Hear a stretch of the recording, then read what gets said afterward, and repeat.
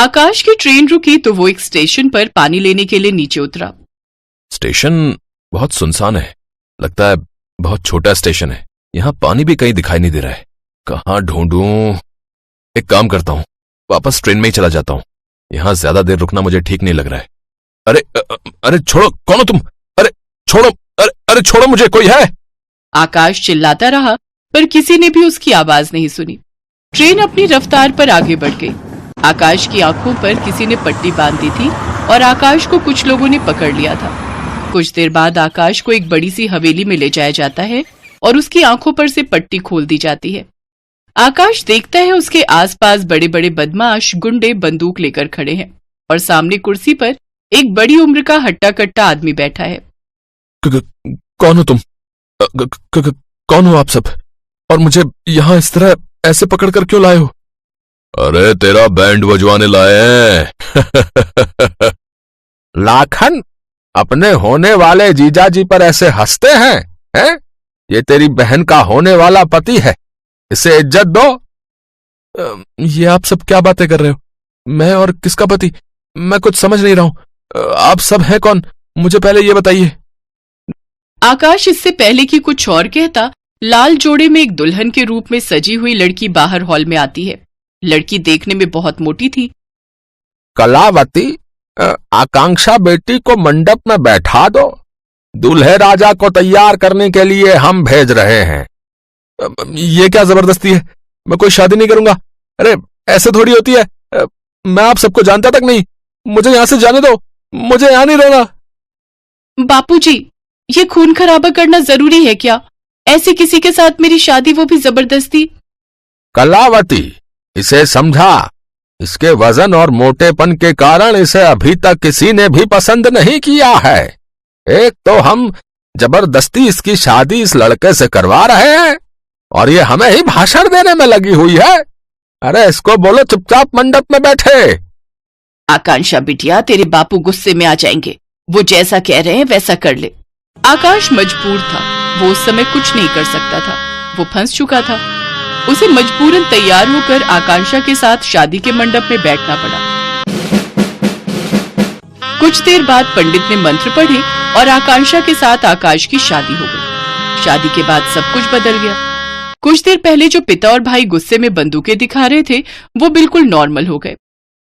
बेटा, हमें माफ कर दो, हमें मजबूरन ये कदम उठाना पड़ा। हमारी बेटी आकांक्षा बहुत मोटी है, इसके लिए इस गांव में कोई लड़का नहीं मिल रहा था।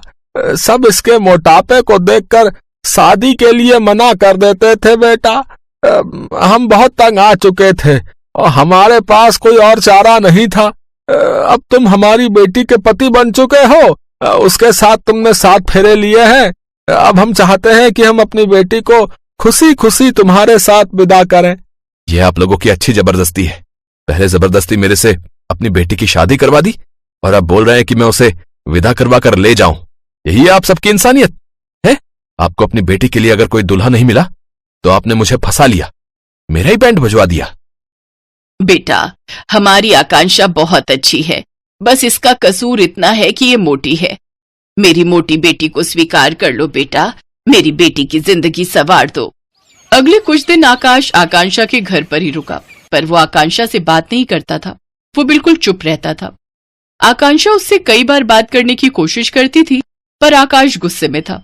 मन ही मन वो ऐसी योजना बना रहा था जिससे वो आकांक्षा से पीछा छुड़ा सके। और अगले ही दिन वो तैयार हो गया और आकांक्षा को साथ ले जाने के लिए राजी हो गया। आकांक्षा बहुत खुश थी कि आकाश ने उसे अपनी पत्नी मान लिया और अपने साथ शहर ले जाने के लिए राजी हो गया।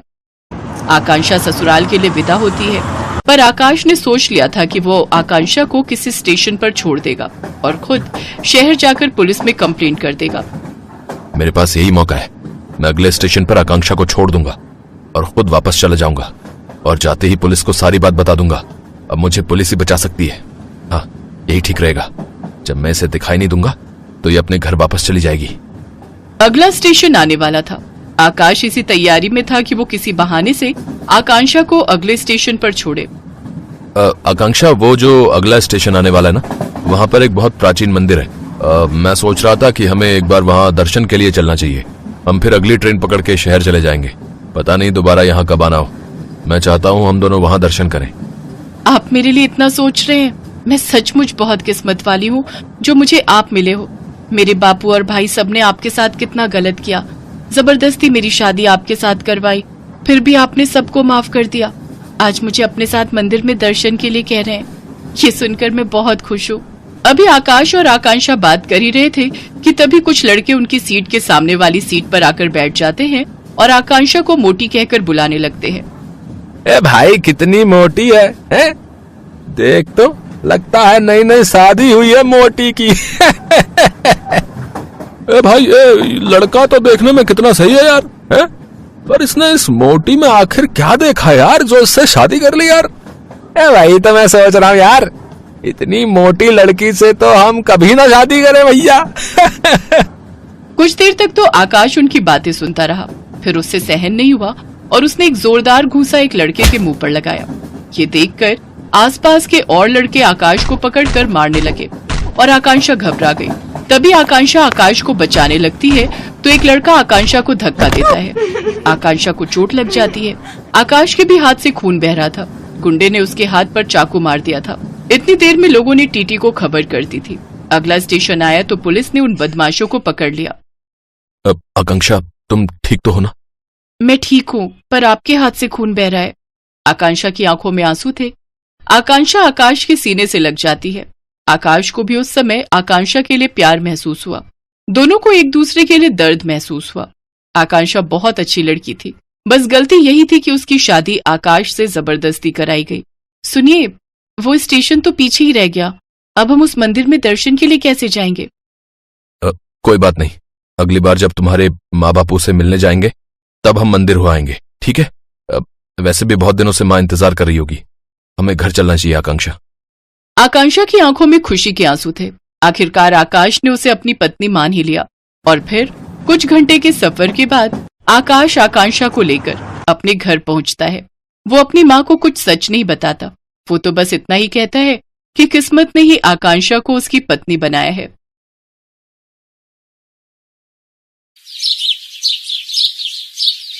भावना अपनी माँ यशोदा के साथ मिलकर एक बुटीक चलाती थी। भावना जब छोटी थी तभी उसके पिता का निधन हो गया था। उसके बाद उसकी माँ ने सिलाई का काम करके भावना को पाल पोस कर बड़ा किया। अब भावना भी अपनी माँ की तरह ही बहुत अच्छी सिलाई करती थी। भावना, मेरा सलवार कुर्ता तैयार हो गया ना? मुझे शाम को फंक्शन में जाना है। आंटी जी, सूट पूरा रेडी है, बस डिजाइनर बटन लगाने बाकी हैं। मैं आपको आधे घंटे में दे दूंगी। आप सलवार में डिजाइन डोरी बोल रहे थे ना, वो दुकान पर खत्म हो गई है, इसलिए माँ बाजार से लेने गई है। जैसे ही वो लाएंगी मैं आपका सूट तैयार कर दूंगी। वो लीजिए, माँ आई गई। अरे सुमन बहन जी, सूट जल्दी करवा दो, शाम का फंक्शन है। चिंता मत करो रेखा बहन जी, मैं सामान ले आई हूँ, बस लगाना रह गया है। मैं आपको आधे घंटे में फोन कर दूंगी। माँ, तुम पहले रोटी खा लो, इतनी देर से बाजार में घूम रही हो। लाओ बटन और डोरी मुझे दो, मैं लगा देती हूँ। अरे मैं तुझे बताना ही भूल गई, अभी बाजार में पता है कौन मिला था? कौन मिला था माँ? अरे तुम्हारे पापा जिनकी फैक्ट्री में काम करते थे उनकी पत्नी मिली थी। सुमित्रा देवी नाम है, बहुत अच्छे लोग थे। उनकी बेटी तुम्हारे बराबर की है। तुम्हारे पापा के जाने के बाद फिर हम लोग यहाँ रहने के लिए आ गए तो उनसे कभी मुलाकात ही नहीं हुई। आज मिली तो बता रही थी उनकी बेटी की शादी आ रही है। मैंने भी उन्हें बताया कि हम बुटीक चलाते हैं तो खुश हुई सुनकर। बोल रही थी अपनी बेटी की शादी के लिए थोड़े सूट सिलवाने हैं, तो मैंने कहा कोई बात नहीं, दे जाना, अच्छे से तैयार कर देंगे हम लोग। क्यों, ठीक है ना? हाँ ठीक है माँ। वैसे वो कब आएंगे? वो कल आएंगी अपनी बेटी के साथ सूट देने के लिए। अगले दिन सुमित्रा देवी अपनी बेटी मधु के साथ शादी के सूट देने के लिए आ जाती हैं। ये मेरी बेटी मधु है, इसी की शादी है। अच्छा, चिंता मत करो बेटी, हम तुम्हारे लिए शादी का बहुत बढ़िया सूट तैयार करेंगे। भावना बहुत ही अच्छे डिजाइनर सूट तैयार करती है। आओ मधु, मैं तुम्हारा नाप ले लेती हूँ। जल्दी लेना, मुझे काम से जाना है। इसका मतलब तुम मुझे घर नहीं छोड़ोगी? मैं यहाँ से फिर अकेली घर जाऊं? हाँ मम्मी, मुझे बहुत जरूरी काम से जाना है। एक काम करो, आप ऑटो या कैब बुक कर लेना। अच्छा, मुझे आने में थोड़ी देर हो जाएगी। हो गया, मैं जाऊं? हाँ, मैंने नाप ले लिया है। मधु वहां से चली जाती है। इसे पता है कि मुझे ये ऑटो और कैब बुक करने नहीं आते, फिर भी बार बार वही गलती करती है। शादी सर पर है और इसे घूमने से ही फुर्सत नहीं है, कहीं भी निकल जाती है। कौन समझाए, बिल्कुल नहीं सुनती। इसके पापा से कुछ कहूं तो वो कहते हैं कोई बात नहीं, मायके में ऐश करने दो। आंटी जी, मैं आपकी कैब बुक कर देती हूँ। सुमित्रा जी, कैब आने में अभी टाइम है, मैं सामने की दुकान से चाय मंगवा लेती हूँ, थोड़ी चाय पी लेना। भावना कैब बुक कर देती है। सुमित्रा देवी चली जाती हैं। तुम गुलशन की वाइफ से कपड़े सिलवा रही हो? अच्छा, उन्होंने बुटीक खोला हुआ है, सुनकर बड़ी खुशी हुई। गुलशन भी बहुत ईमानदारी से मेरी दुकान पर काम करता था, बहुत ही नेक इंसान था वो। मुझे पता है, इसीलिए मैंने सोचा मधु की शादी के सूट सिलवा लूंगी तो थोड़ा उन्हें भी फायदा हो जाएगा। मधु नहीं आई तुम्हारे साथ? तुम अकेली आई हो? वो घर में टिकती कहाँ है, पता नहीं कहाँ घूमती रहती है। शादी के दिन नजदीक आ रहे हैं, थोड़ा तुम भी समझाया करो। चलो कोई बात नहीं, आ जाएगी थोड़ी देर में। भावना और उसकी मम्मी मधु की शादी के सूट तैयार करने लगती हैं। सारे सूट सुमित्रा देवी के घर पहुंच गए थे। सूट बहुत ही सुंदर तैयार किए हैं भावना बेटा, तुमने इन पर बहुत ही सुंदर डिजाइन किया है। मधु, देखो तुम्हारी शादी के सूट आ गए हैं। मम्मी, आपको पता है मुझे इन सब में कोई इंटरेस्ट नहीं है, आपको ठीक लग रहे हैं ना? तो बस अभी मेरे पास टाइम नहीं है, मेरी पार्लर की बुकिंग है, मुझे पार्लर जाना है। मधु, कल शादी है, तुम अकेले पार्लर जा रही हो, किसी को साथ ले जाओ। मम्मी, अब मैं कोई बच्ची नहीं हूँ, आ जाऊंगी थोड़ी देर में। अच्छा आंटी, मैं चलती हूँ। भावना चली जाती है। अगले दिन मधु की शादी थी। सुमित्रा देवी और उनके पति ने शादी की सारी तैयारी कर ली थी। सुमित्रा देवी ने भावना और उसकी माँ यशोदा को भी शादी में बुलाया था। सब लोग शादी में पहुंच चुके थे, बस इंतजार था तो मधु के मंडप में आने का। पर जैसे ही सुमित्रा देवी मधु को लेने के लिए उसके कमरे में जाती हैं, वो देखती हैं कि मधु वहां नहीं है। मधु एक चिट्ठी छोड़कर भाग गई थी। तभी भावना वहां से गुजरते हुए सुमित्रा देवी को रोता हुआ देख लेती है। उसे ये बात पता चल चुकी थी कि मधु शादी छोड़कर चली गई है। आंटी जी, मधु का नंबर होगा, आप कहे तो मैं कॉल करके देखती हूँ, क्या पता उठा ले। हाँ, मिलाओ तो जरा। भावना मधु के मोबाइल पर फोन मिलाती है। मधु भावना का फोन उठा लेती है। मधु, तुम्हें पता है सब लोग आ चुके हैं, शादी का मंडप तैयार हो चुका है, मेहमान तुम्हारी राह देख रहे हैं, लड़के वाले हमारा इंतजार कर रहे, तुम कहाँ हो? और ये चिट्ठी में क्या लिख कर गई हो कि तुम्हें ये शादी नहीं करनी? ये सब क्या है बेटा? ओह मम्मी, ये सच है, मुझे ये शादी करनी ही नहीं थी। मैं किसी और से प्यार करती हूँ। आपने और पापा ने मेरी बात को नहीं माना, इसलिए अब मैं अपने प्यार के साथ भागकर शादी कर रही हूँ। मैं अब नहीं लौट सकती। फोन काट दिया, किसी और से शादी कर रही है। मैं क्या जवाब दूं सबको, कुछ समझ नहीं आ रहा।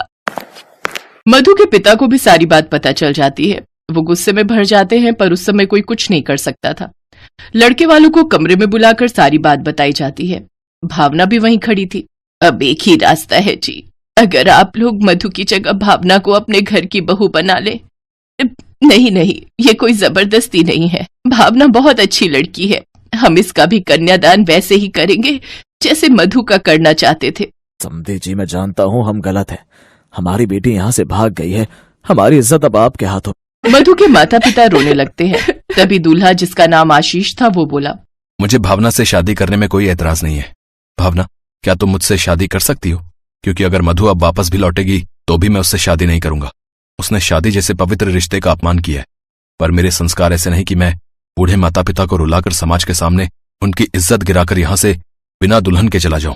आंटी जी, अंकल जी, मैं शादी के लिए तैयार हूँ, पर आंटी जी आपको तो पता ही है, मैं और माँ एक छोटा सा बुटीक चलाते हैं, और आशीष जी आप।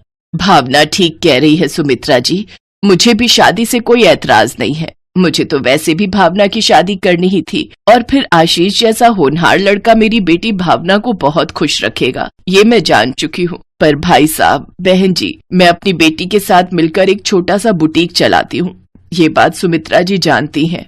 आप जैसे ऊंचे खानदान में। बहन जी, हमें भावना जैसी लड़की अपने घर में बहू मिले, हमें इससे बढ़कर और क्या चाहिए? हाँ बहन जी, हमें भावना बहू के रूप में स्वीकार है। सबकी रजामंदी से कुछ ही पलों में मधु की जगह भावना दुल्हन बनकर तैयार हो गई। भावना ने तो सपने में भी ऐसा नहीं सोचा था कि वो इतने बड़े घर की बहू बनेगी, पर रिश्ते तो संजोग से मिलते हैं, और शायद भावना के संजोग से ऐसे ही शादी करना लिखा था। यशोदा भी बहुत खुश थी कि उसकी बेटी एक बड़े घर की बहू बनी। भावना के कारण सुमित्रा देवी के घर की इज्जत बच गई। समाज में उनका मान वैसे ही कायम रहा जैसा था। सुमित्रा देवी अपने पति के साथ मिलकर भावना को बिल्कुल अपनी बेटी की तरह विदा करती हैं। सबके आशीर्वाद से भावना खुशी खुशी अपने ससुराल विदा होती है।